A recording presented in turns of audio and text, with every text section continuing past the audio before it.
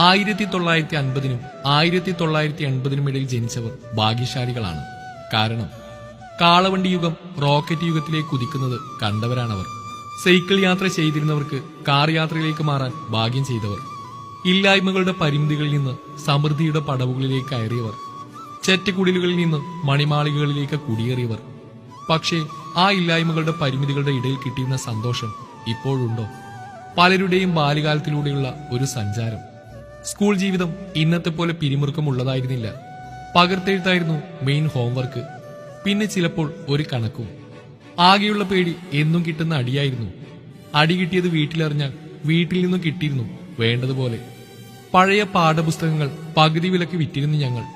അതുപോലെ പോയ കൊല്ലത്തെ ബുക്കുകളിലെ ഉപയോഗിക്കാത്ത പേജുകൾ തുന്നിക്കെട്ടി പലരും ബുക്കുകൾ ഉണ്ടാക്കി പുതിയ സ്കൂൾ വർഷം ഉപയോഗിച്ചിരുന്നു. മയിൽപീലിത്തുണ്ട് മാനം കാണാതെ പുസ്തകത്താളിൽ ഒളിപ്പിച്ചു വെച്ച് പ്രസവിക്കുന്ന കാത്തിരുന്നിട്ടുണ്ട് ഞങ്ങൾ. കുന്നിക്കുരുവും തീപ്പെട്ടിപ്പടങ്ങളും പൊന്നുപോലെ സൂക്ഷിച്ചിരുന്നു. കുളത്തിലും പുഴയിലും മുങ്ങാൻകുഴിയിട്ട് കൂടുതൽ നേരം മുങ്ങിക്കിടക്കുന്നവരെന്ന പേര് കിട്ടാൻ നെഞ്ചുകൂട് പൊട്ടും വരെ ശ്വാസം പിടിച്ച് മുങ്ങിക്കിടന്നത്.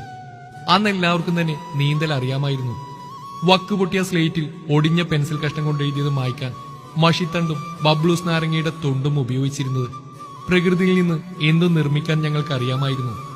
മൂടുകേറിയ നിക്കറും ബട്ടൺസ് പോയ നിക്കർ പിന്നുകുത്തിയും ഏച്ചുകുത്തിയും ഉപയോഗിച്ചത്. ഇല്ലായ്മ ഒരു കുറവായി ആരും കണ്ടിരുന്നില്ല. സ്കൂളുകളിൽ ആണ്ടോടാണ്ട് വരുന്ന അച്ചുകുത്തുകാർ ഒരു പേടി സ്വപ്നമായിരുന്നു.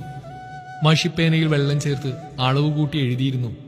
മഷി ലീക്ക് ചെയ്തുണ്ടായ മഷിപ്പാടുകൾ കൈവിരലുകളിലും ഷർട്ടിലും കാണുക പതിവായിരുന്നു.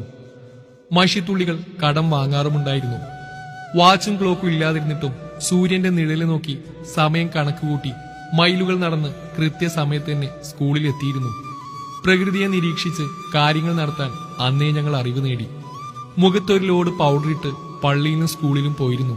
അതുമാത്രമായിരുന്നു പലരുടെയും മേക്കപ്പ് വസ്തു. സ്കൂൾ വിട്ടു വന്ന ശേഷം സന്ധ്യയാകും വരെ പറമ്പിലും മൈതാനത്തും വയലേലകളിലും കൂട്ടുകാർക്കൊപ്പം കളിക്കുമായിരുന്നു. അന്നൊക്കെ ഞങ്ങൾ യഥാർത്ഥ സ്നേഹിതന്മാർക്കൊപ്പമായിരുന്നു കളിച്ചിരുന്നത്.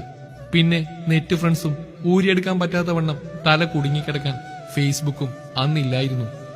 ഒരു തുണ്ട് കരിമ്പിൽ നിന്ന് കൂട്ടുകാരെല്ലാം കടിച്ചു തിന്നിരുന്നു. അതുപോലെ തന്നെയായിരുന്നു പല ഭക്ഷണ സാധനങ്ങളും. ആർക്കും ഒരസുഖവും പിടിപെട്ടില്ല.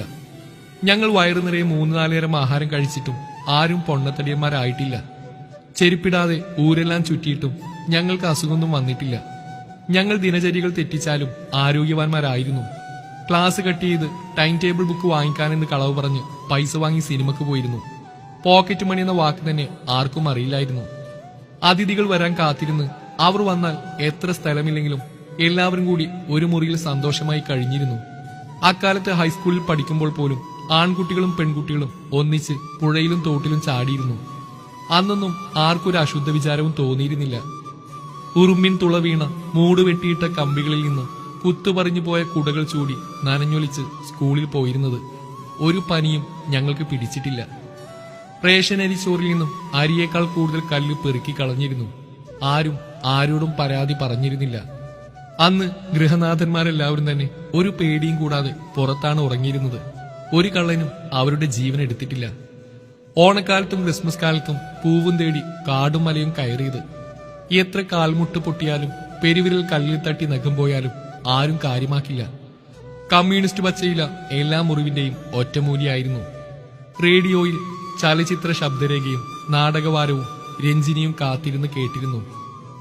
ഒക്ടോബർ ആദ്യവാന സ്കൂളുകളിൽ നടത്തുന്ന തൊഴിൽ വാരത്തിന് വീട്ടിൽ നിന്ന് കുട്ടയും തൂമ്പയുമായി സ്കൂളിലേക്ക് പോയിരുന്നു. ഏത് തൊഴിലും ചെയ്യാൻ ആർക്കും ഒരു മടിയുമില്ലായിരുന്നു. ഒരു ബീഡി വലിച്ചാൽ വലിക്കുന്നത് ആരെങ്കിലും പരിചയക്കാർ കണ്ടാൽ അവർ എത്ര അകലെയാണെങ്കിലും ആ ന്യൂസ് വീട്ടിലെത്തിച്ചിരുന്നു. കുട്ടികൾ വഴിതെറ്റാതിരിക്കാൻ എല്ലാവരെയും നിരീക്ഷിക്കുന്ന ചാരന്മാരായിരുന്നു. കോളേജിൽ പഠിക്കുമ്പോൾ ഒരു സിഗരറ്റിൽ നിന്ന് കൂട്ടുകാരെല്ലാവരും ഓരോ പഫ് മാറി മാറി എടുത്തിരുന്ന കാലം. ആർക്കും ഒരു ഇൻഫെക്ഷനും വന്നിരുന്നില്ല. സ്കൂളിൽ പോകുമ്പോൾ വഴിയിലുള്ള എല്ലാ പുരയിടത്തിലും കയറി മാങ്ങയും പുളിയും നെല്ലിക്കയും എറിഞ്ഞു വീഴ്ത്തിയ കാലം.